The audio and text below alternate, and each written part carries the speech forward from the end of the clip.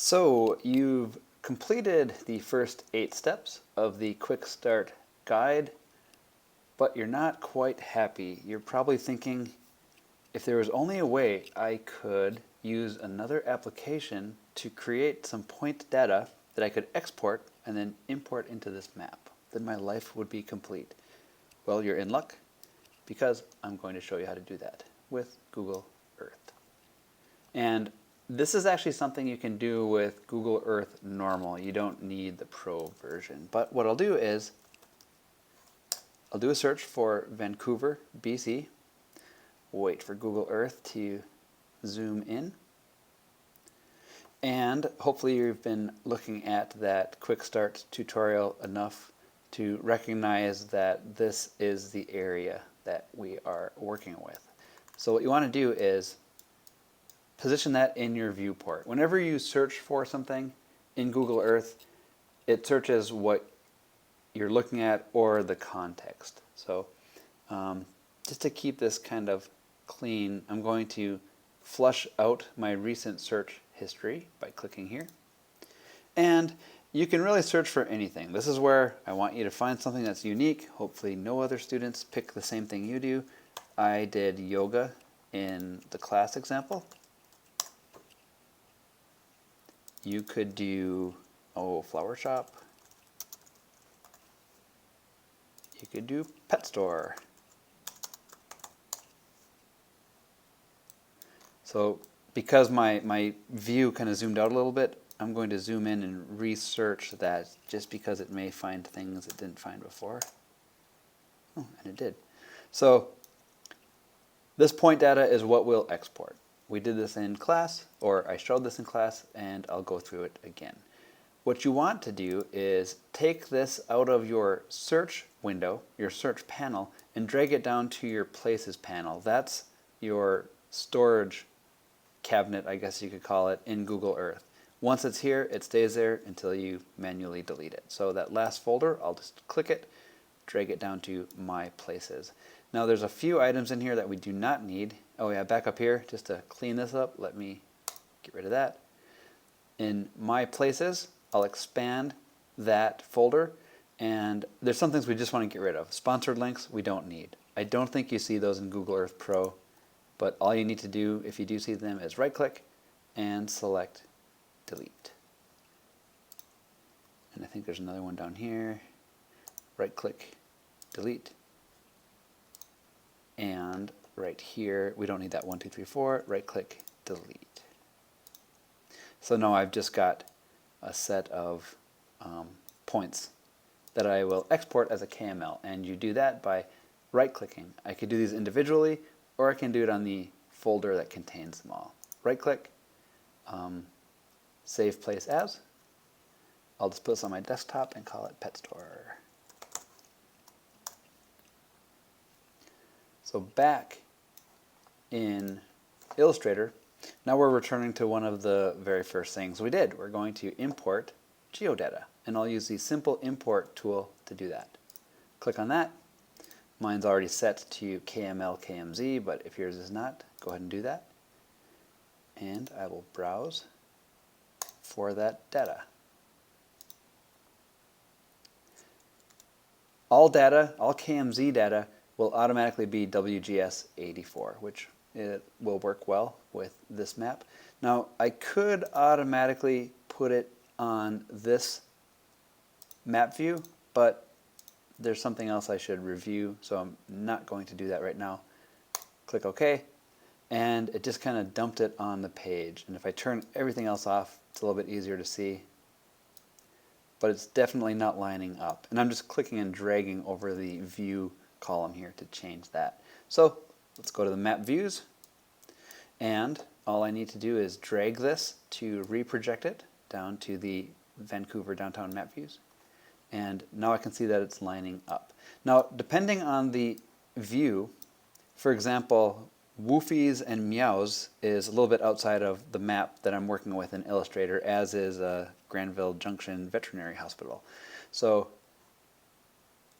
all you really need to do is delete those points manually. And I'll do something that I just did. I'll turn off everything except maybe the boundary and the KMZ that I just imported, I'll use the direct selection tool, because if I use the normal selection tool, it treats that, oh, never mind, I thought it would treat it as a group. So ignore what I just said. I'll have to fix that in post. So let's delete that one point. It is now gone. So we still have the issue of putting a symbol on here. So there's a couple of ways to do this, and I'll show you both ways. One is to just make a copy of the existing symbol library. So I might say, okay, this bed one, or the hotel one, I could probably do something with that. So I'll highlight it in my symbols, click on this contextual menu flyout, and I will go to duplicate symbol. Now here's something I, for some reason, couldn't find in class, but if you want to change the name, click the contextual menu again, go down to symbol options, and here's where you can do that. So let's say pet store. Now we need to edit that, so I can double click. That takes me into this edit mode. Don't worry about the size. You don't want to scale the icon. You want to zoom in onto it. And if you're not familiar with Illustrator, I don't expect you to do something really fancy. If nothing else, just change the background color. And you can do that by selecting with the select tool or the direct select tool, and changing either the background type up here or changing it down here by double clicking and selecting a color. And I actually kind of like that gradient one. If you keep double clicking, nested items typically, let me go back to my direct tool. Nested items, if you keep double clicking, it'll take you a level deeper each time. So now I can access these individual pieces, and I can also see where I am in that nested structure right up here. So let's go back again. Oops, I've gone all the way out. So back in my symbol library, I just need to double click, and I can edit this some more. So since this is a pet store, oops, let me back up. Okay, let's see what I can't do with this. I'm just hitting delete on my keyboard. Maybe this will look like a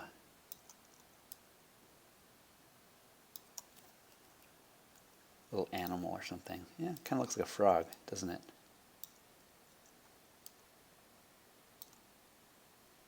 So again, don't really expect you to, be really quick with Illustrator.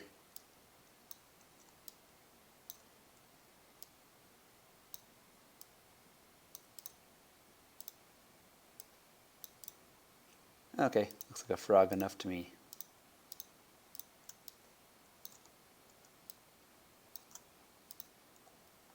So I'm going to call this done. I'll exit out of this and zoom out. So here I can see all of my pet stores. I need to apply a style to those. There's a few ways to do it, but I'll just do what we've done in previous exercises.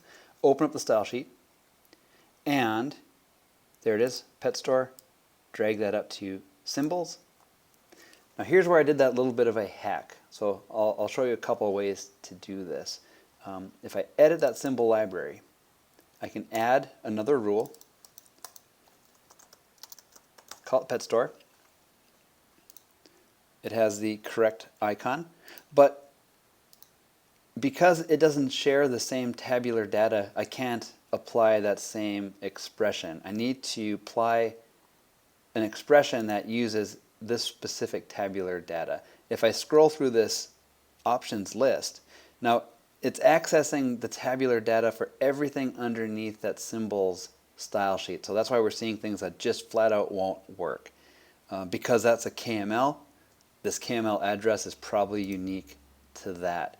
Now, because that's the only one I'm adding, and this only works if you just want to add one extra thing, you just kind of do something that doesn't make sense. So I'll say KML address is not equal to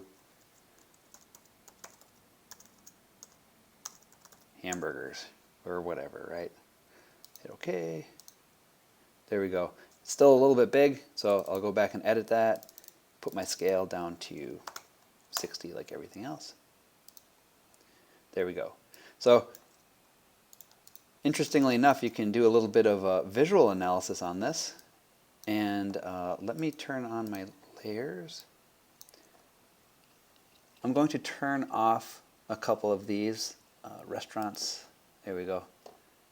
Interestingly enough, that we've got like pet store row here that, again, it's just a very quick visual analysis of this information.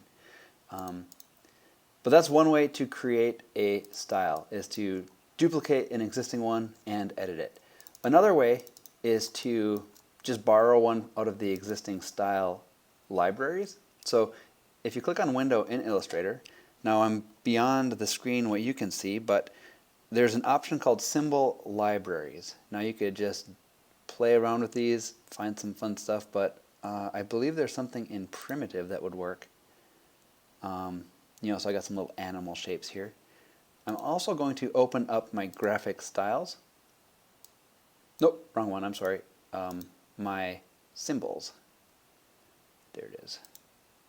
Oops, it was already open. Incidentally, if your windows do this where they stick together and you don't want them to do that, don't click on this dark gray part. You have to click on this lighter gray part, and then you can tear them apart from one another. So I'm getting some window overload right now. But we've got our symbols, and over here I've got a symbol library that I just opened up. So maybe I want my pet stores to be this guy instead.